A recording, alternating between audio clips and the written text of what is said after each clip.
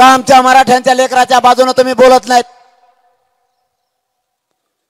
महाविकास आघाडी असू नाही तर महायुती असू, कधी काहीतरी जनतेकडे बघा. नुसतेच हे आले नाही ते आले नाही रडत बसायचं. ते नाही आले तर नाही आले, तुमची इच्छा आहे तर तुम्ही देऊन टाका. तुमचीच इच्छा नाही असं सांगा ना.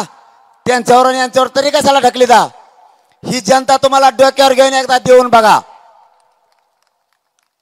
ही आक्रोश बघा एकदा येऊन. किती भयानक विदारक परिस्थिती मराठ्यांची झाली. आमचेही स्वप्न आहेत. आमचा शेती करणारा मराठ्याला वाटतंय त्याचा मुलगा नोकरी करावा.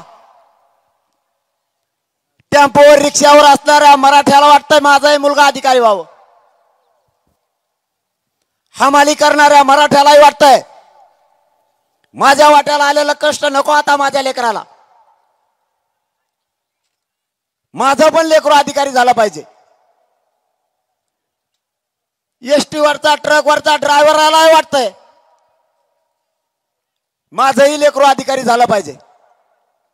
ऊस तोडणाऱ्या मराठ्याला, शेती करणाऱ्या मराठ्याला यांनाही वाटतं माझाही लेकरू किंवा माझी मुलगी अधिकारी झाली पाहिजे. देवेंद्र फडणवीस साहेबांना माझा सवाल आहे, आम्ही स्वप्न नाही बघायचे का? आमचं हक्काचं असणारं आरक्षण तुम्हाला नाही द्यायचं का? शिंदे साहेब तुम्हालाही सांगतो, तुम्हाला किती बळी घ्यायचे आमच्या मराठ्यांचे? आणखी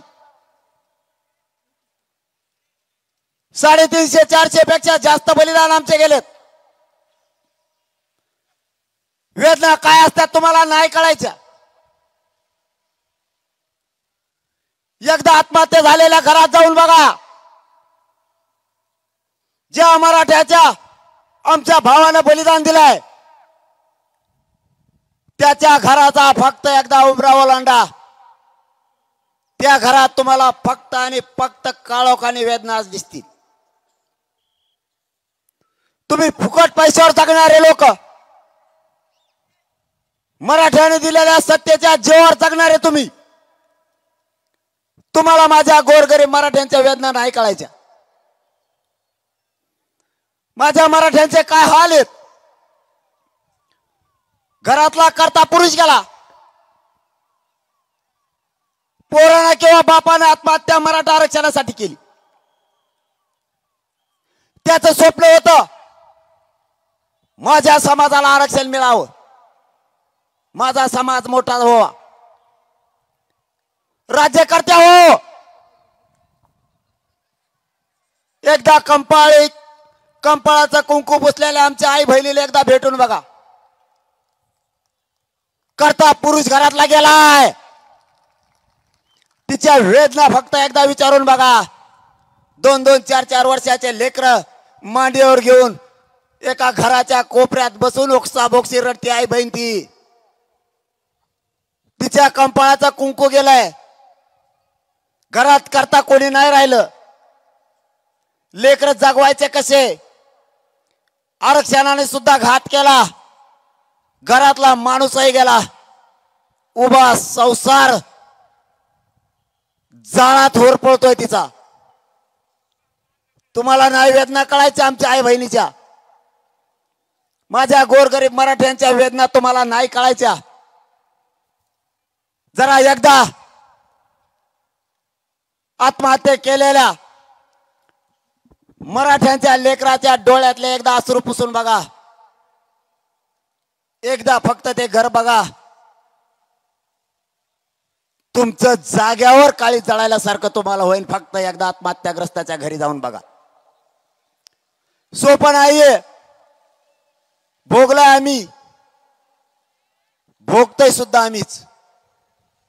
त्रास बघितलाय आम्ही. मरण काय असतं आणि घरावरती काय संकट येतं हे आम्ही बघितलंय.